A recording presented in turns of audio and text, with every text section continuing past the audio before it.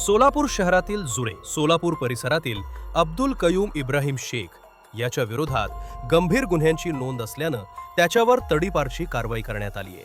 अब्दुल कयूम शेख वय 47 वर्ष, राहणार घर क्रमांक 93, साईनगर, स्वामी विवेकानंद योगा प्रशिक्षण केंद्राच्या पाठीमागे जुळे सोलापूर याच्या विरोधात सन 2023 ते 2025 या कालावधीत महिला अत्याचार, फसवणूक आणि बनावट कागदपत्र तयार करण्याचे गुन्हे दाखल आहेत। सामान्य नागरिकांना व्यवसायात गुंतवणूक केल्यास चांगला परतावा मिळेल असे आमिष दाखवून पैसे उकळणं, फ्लॅट देण्याचे सांगून बनावट पावत्या तयार करून नागरिकांची आर्थिक फसवणूक करणं असे गंभीर आरोप त्याच्यावर आहेत। या पार्श्वभूमीवर बिजापूर नाका पोलीस ठाण्याकडून महाराष्ट्र पोलीस अधिनियम 1951च्या कलम 56, 1 अ व ब अंतर्गत तडीपार प्रस्ताव पोलीस उपायुक्त परिमंडळ सोलापूर शहर यांच्याकडे सादर करण्यात आला होता।